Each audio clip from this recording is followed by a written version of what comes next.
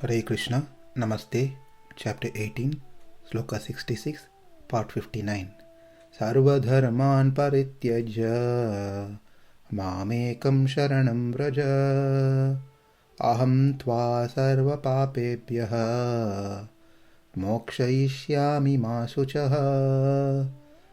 Abandon all varieties of religion and just surrender unto me. I shall deliver you from all sinful reactions. Do not fear. Now that we learned to some extent what Pancha Samskara is, now we need to know how to identify a disciple, or in other words, the qualities of a disciple, the lakshanams that a disciple must possess. We will be presenting that primarily from three granthas: Hari Bhakti Vilas by Srila Sanatan Goswami, Sri Vachana Bhushanam by Pillai Lokacharya, and Nyaya Vimshati by Swami Desikan. In one of the previous sessions, we mentioned about Sadacharya, Sadguru. As it is important to identify a Sadguru, it is equally important to identify a Sadsishya. The Acharya may be great, but if the disciple doesn't have the lakshanam, then it is of no use. A crude example is, I have the best car of the world, but I don't have the key. Then what's the use of having the world's best car? It is as good as I don't have the car. So let's understand the Sishya Lakshanams from these great saints. Sadbuddhihi sadhu sevi samuchicha charitaha tattva bodha abhilashi sushruhu tyaktamanaha pranipatana paraha prasnakala pratikshaha santaha dhantaha anusuyaha sharana upagataha shastra vishwasashali शिष्यः प्राप्तः परीक्षां कृतवितभिमतं तत्त्वतः शिक्षणीयः. Sadbuddhihi. He has good jnana, knowledge, good sense. He is an intelligent person. Knowledge and intelligence are not based on material standards, but on the spiritual platform, because true knowledge is knowledge of Krishna. Anything else, how much ever great that may be considered in the world, are equal to footwear. Sadhu Sevi. He has the good disposition to mingle with Bhagavatas, with devotees. He likes to be called as servant of devotees. He likes to serve the devotees. And that service attitude comes naturally within him, without having to enforce. He eagerly waits to serve the devotees. He waits for any opportunity to engage in service of devotees. Samuchita charitaha. He is marked for his righteous conducts. He follows the dharma very strictly. In other words, he doesn't get engaged in adharma, even in sleep state. Tattva bodha abhilashi. He has great eagerness to learn more and more about the truth, the meaning of tattva hita purushartham, the absolute truth, the means to attain the absolute truth, and the ultimate goal in one's life. Sushrushuhu. He excels in service to his Guru.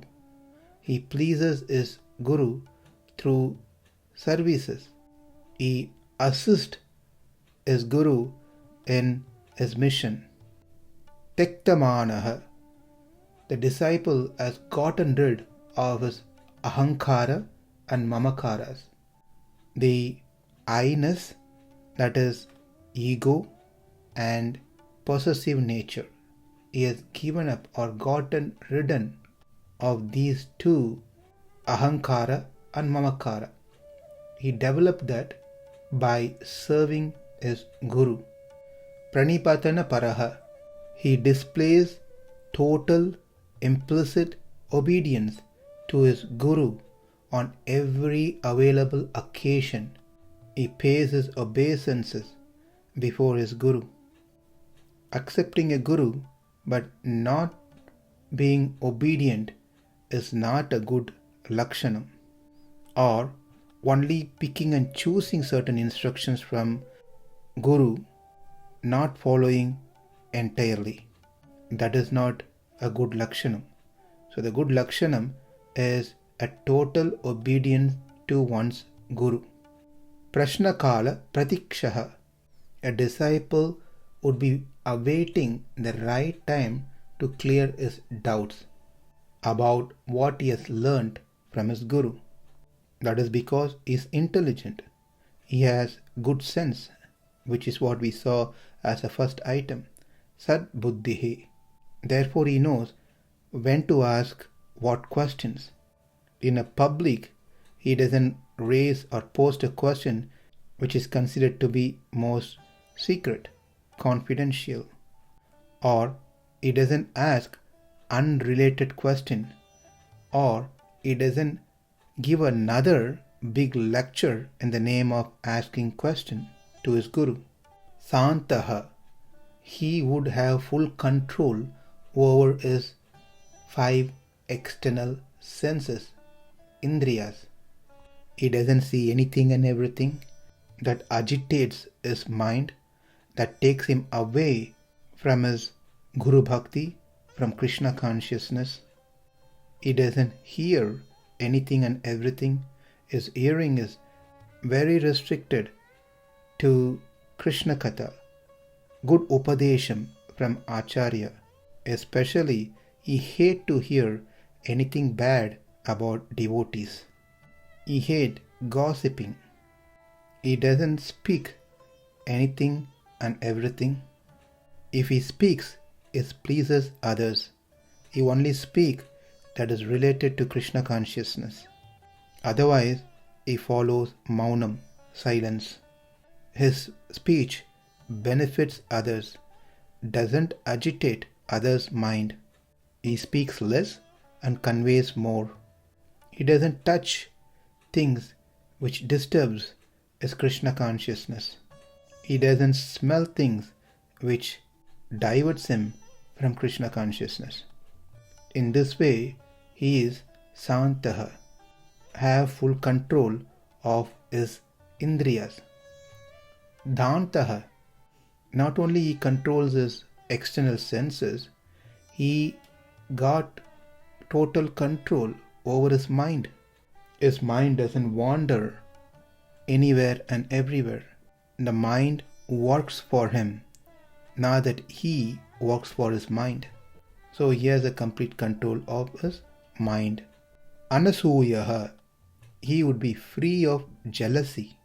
Asuya means being jealous.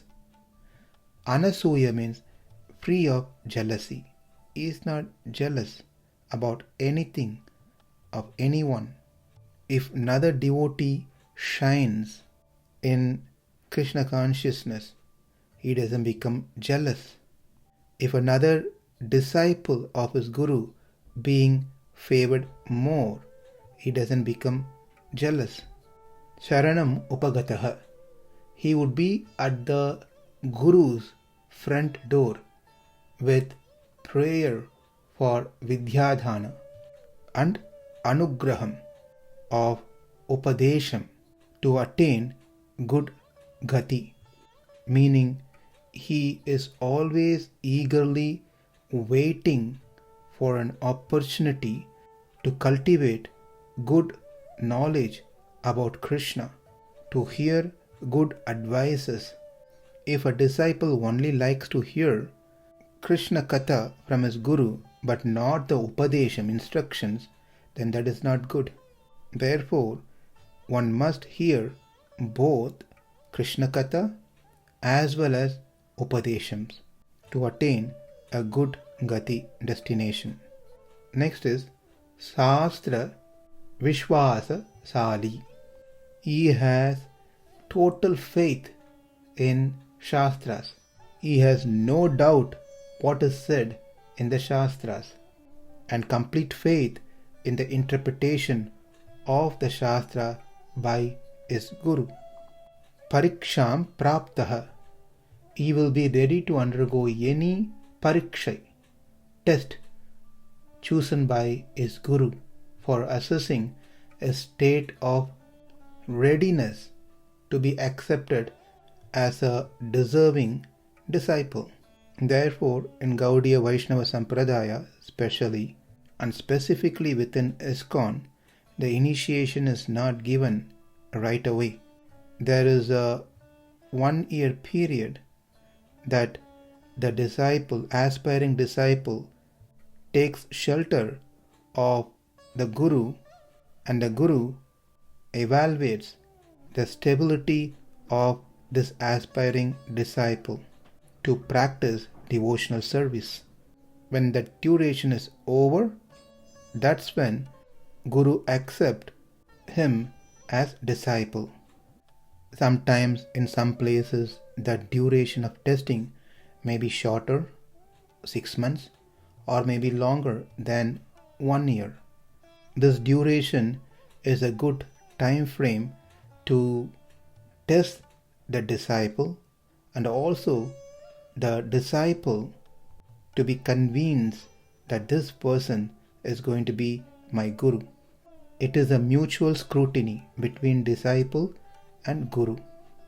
So those who are interested to get initiated must first find a spiritual guide, a mentor or counselor, and learn more about Krishna consciousness, more about the Guru Tattva, the importance of Guru, the relationship between Guru and disciple, to learn about the initiation process and the principles of initiation.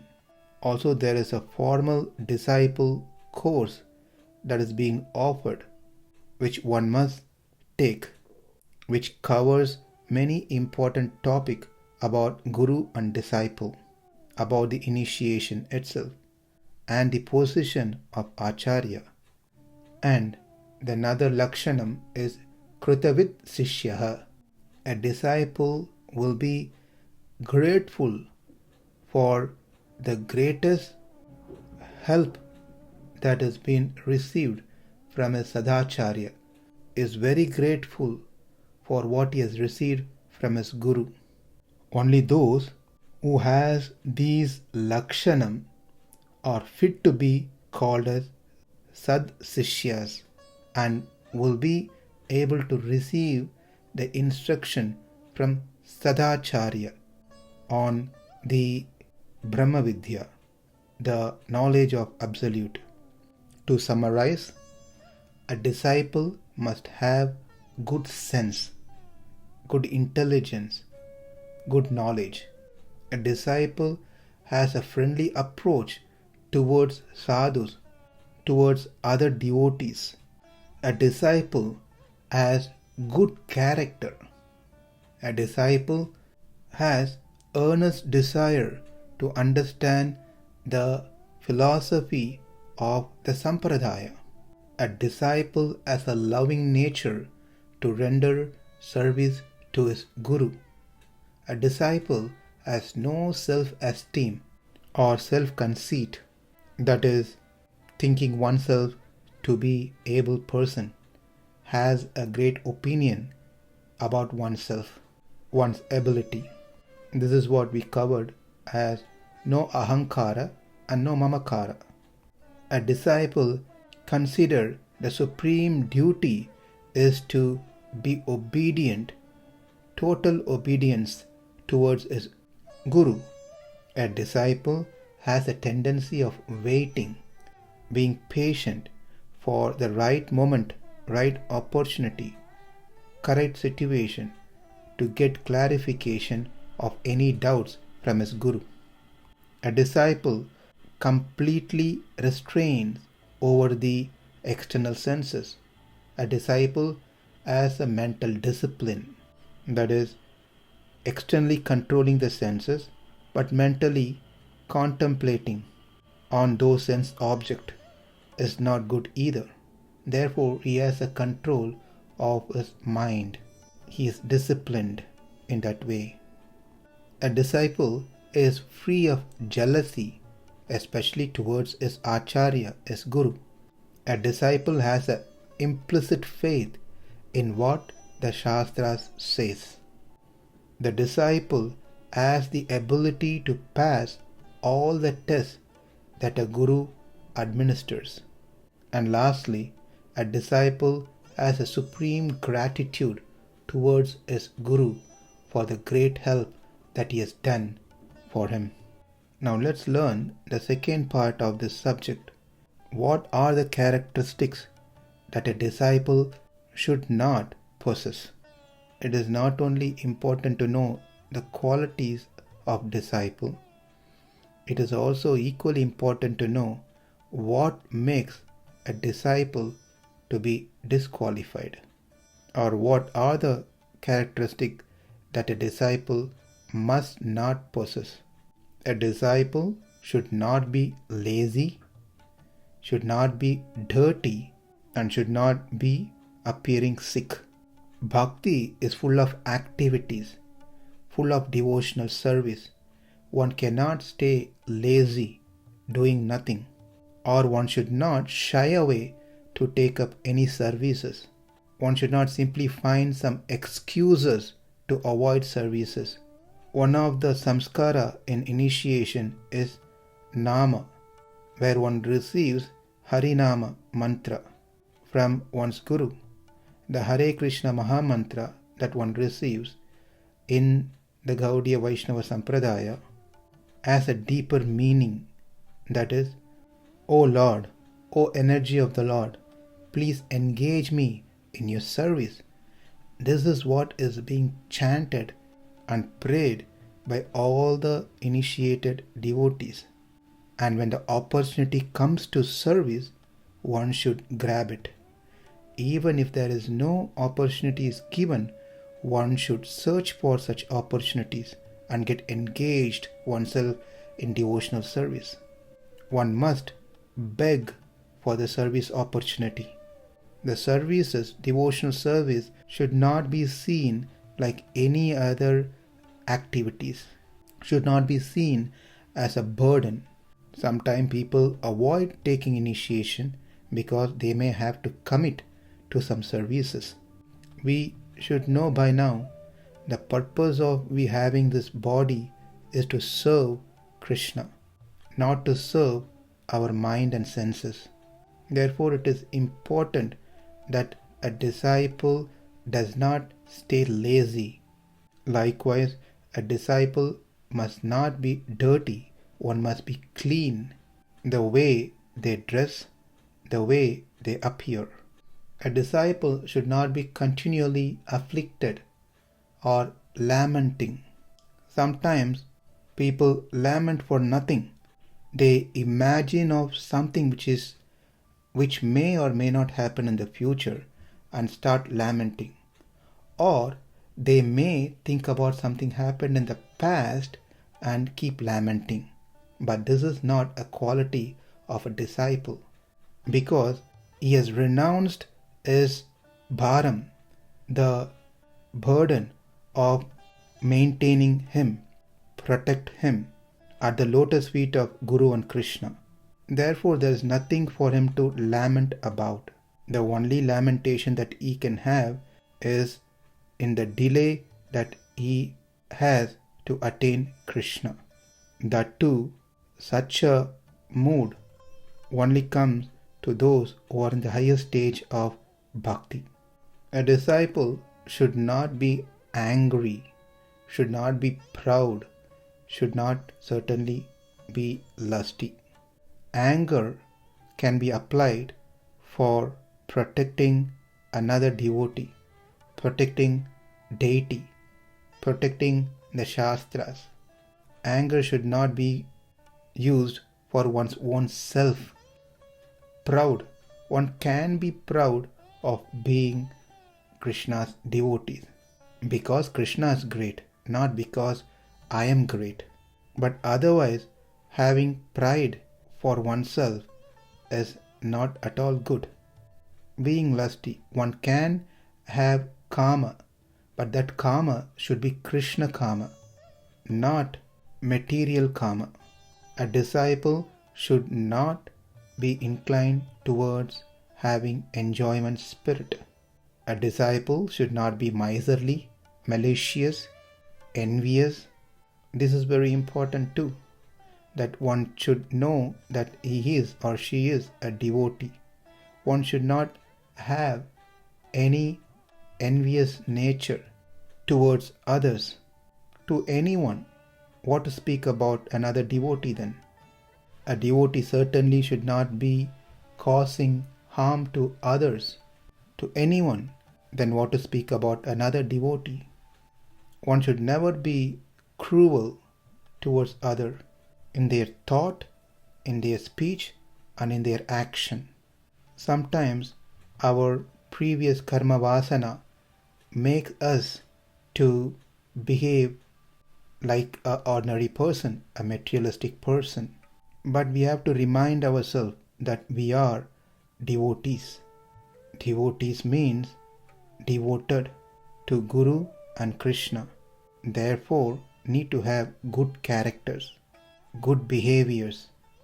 Must not lie, must not steal, must not get angry, must not be envious, jealousy, must not cheat another devotee, must not go and speak bad thing about devotees to others, must not complain about other devotees to get some name, position, or in the mood of taking revenge. It is very important that we very cautiously and consciously watch our thoughts, filter our thoughts, and pick and execute only those thoughts which are beneficial to us and others in Krishna consciousness. A disciple should never use any harsh words, abusive language towards anyone. A disciple should not earn his living by any unjust means.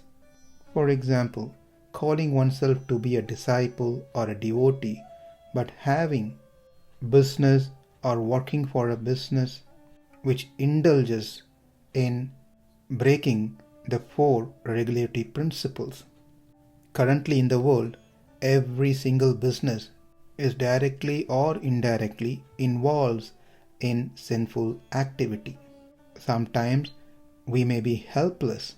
Best is to work for Krishna 100% directly, which may not be possible for everyone. Therefore, at least one must not engage in any sinful activity, in any sinful business directly. Running a business which involves meat, alcohol, gambling, etc. A disciple should never be proud of any material wealth in the form of education, finance, appearance, and birth. I am rich, I am very educated than anyone else. Even those who are having good spiritual knowledge may start thinking they have better knowledge than others. Or one may think they are born in a high-class family, a Brahmana family, therefore they are better than other devotees. Or one may think oneself to be born in a Vaishnava family. They call themselves to be a born devotee, even though one may not follow the principles of being a Vaishnava. Or one may think how good they are to look, how young they are. All these things are not good for a disciple. A disciple should not be ignorant. In other words, he should be very vigilant present and attentive in anything that he does. Inattentiveness is not a good character for a devotee because it is all about consciousness. One should be very conscious in what one does. A disciple should not indulge in other philosophies, especially those philosophy which talks against Krishna's personality, which talks against the Shastra. A disciple should not be addicted to overeating. He should know he is not living to eat, but eating to live. Anything which is taken more than its requirement becomes poison. Therefore, one should be very careful being addicted to any activities which makes one to do more, except devotional service. One must get addicted to doing devotional service. The more we get addicted to material things, the less our attraction will be towards devotional service. In other hand, the more that we get addicted to devotional service, the less we get addicted to material desires. This is an easy formula for one to quickly raise their bar in Krishna consciousness. And lastly, a disciple must stick on to his commitment that he made during the initiation, that he will chant minimum of 16 rounds of Hare Krishna Maha Mantra using chanting beads, and never will indulge in sinful activities such as meat eating, intoxication, gambling, and illicit sex. Strictly sticking on to the commitment, the vows of initiation is applicable to any sampradaya. Each sampradaya has its principles and mantras that is given to the disciples, and the disciple should strictly follow those commitments. In this session, we learned about the lakshanams, the characteristics needed for a disciple.